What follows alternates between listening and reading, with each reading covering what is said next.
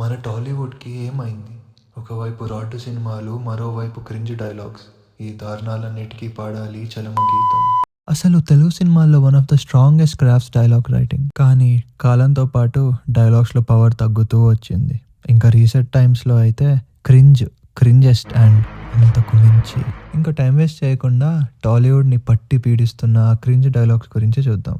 ముందుగా my personal favourite and masterpiece mister Bachchan. హిందీలో one of the పెద్ద hits అయిన రైడ్ని తెలుగులో మిస్టర్ బచ్చన్ అని గబ్బులేపారు.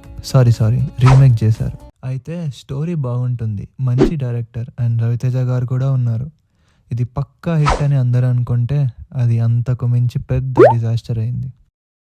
ఓకే, డిజాస్టర్కి చాలా రీజన్స్ ఉన్నాయి మూవీలో, బట్ అంతగా ఫ్లాప్ అవ్వడానికి one of the main reasons ఆ క్రింజ్ డైలాగ్స్ అనే చెప్పాలి. మొదటిసారి మా గాడికి పుట్టినందుకు బాగా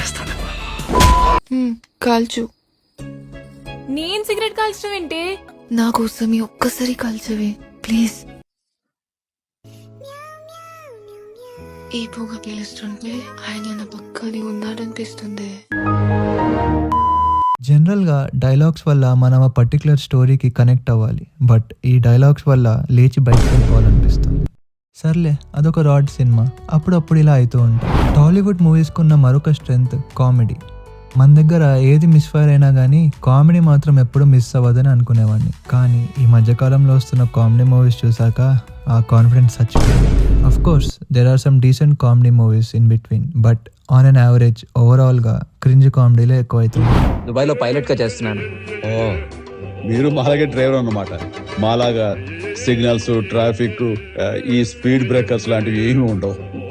చెయ్యి చూడు ఎంత రఫ్ గా ఉందో. అమ్మో, రంపంలో ఎంత రఫ్ గా ఉందో, షేక్ హ్యాండ్ ఇస్తే కోసుకుపోతుంది. ఇందులో సాడ్ పార్ట్ ఏంటంటే గురుజీ లాంటి great writers who has great comedy timing, ఆయన లాంటి వారి నుంచి కూడా ఇలాంటి క్రింజ్ డైలాగ్స్ అస్సలు అన్ఎక్స్పెక్టెడ్. పోలీస్ స్టేషన్ రావడం నీకు ఏమైనా ఫస్ట్ టైమా? రెగ్యులర్ గా రావటం నీలాగా ఉద్యోగం చేస్తున్నానా ఏంది? 4 రోజులు లోపలేసి తోమితే ఎవరి టైపో తెలుస్తుంది.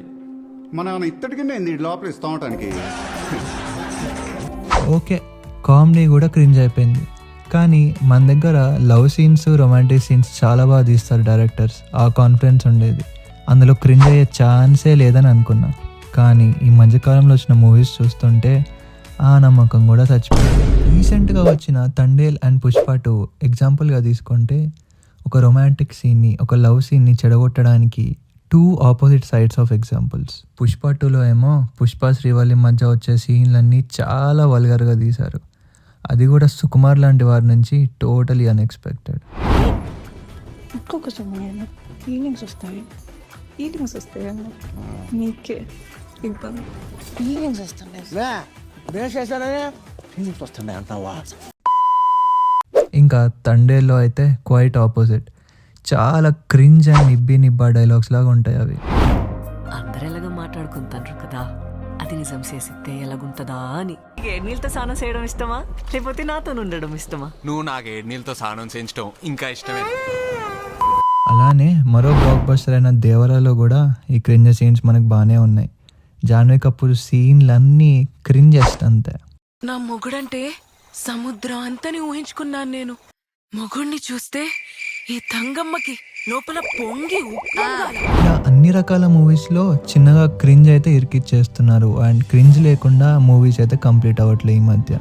అయితే కోవిడ్ తర్వాత ఈ క్రింజ్ డైలాగ్స్ చాలా ఎక్కువ అయిపోయాయి అనిపిస్తుంది డిఫరెంట్ కైండ్స్ ఆఫ్ మూవీస్లో. ఒక మూవీ స్క్రిప్ట్ ఎంత బాగున్నా, ఎగ్జిక్యూషన్ ఎంత బాగున్నా, ఆడియన్స్కి దగ్గర అవడానికి one of the powerful tool మూవీలో డైలాగ్స్. సో అన్ని డిపార్ట్మెంట్స్ ఎంత బాగా పనిచేసినా డైలాగ్స్ క్రింజ్ పెడితే మన మూవీకి అయితే కనెక్ట్ అవ్వలేం. మూవీ మేకర్స్ ఇలాంటి సీన్స్ ఉంటేనే ఆడియన్స్ ఇష్టపడుతున్నారు అని అనుకుంటున్నారా, లేకుంటే అసలు ఇవంతా దారుణంగా ఉన్నాయని వాళ్ళు రియలైజ్ కూడా అవ్వలేకపోతున్నారా అనేది $1 million question. So as an audience మనం చేయగలిగింది ఒకటే, ఇలాంటి క్రింజ్ సీన్స్ని క్వశ్చన్ చేసి మూవీ మేకర్స్ దాకా రీచ్ అయ్యేటట్టు చేస్తే అట్లీస్ట్ వాళ్ళు రియలైజ్ అయ్యి ఇలాంటివి మనకి ఎక్కువ కనిపించవు ఫ్యూచర్లో. ఇంతకీ ఈ క్రింజ్ సీన్స్ అండ్ డైలాగ్స్ గురించి మీరేమో అనుకుంటున్నారో కింద కామెంట్స్లో చెప్పండి. సో అది గైస్ మ్యాటర్. ఎలాగో ఇక్కడ దాకా చూసారు, వీడియోని లైక్ చేసి ఛానల్కి కొంచెం సబ్స్క్రైబ్ చేసుకోండి.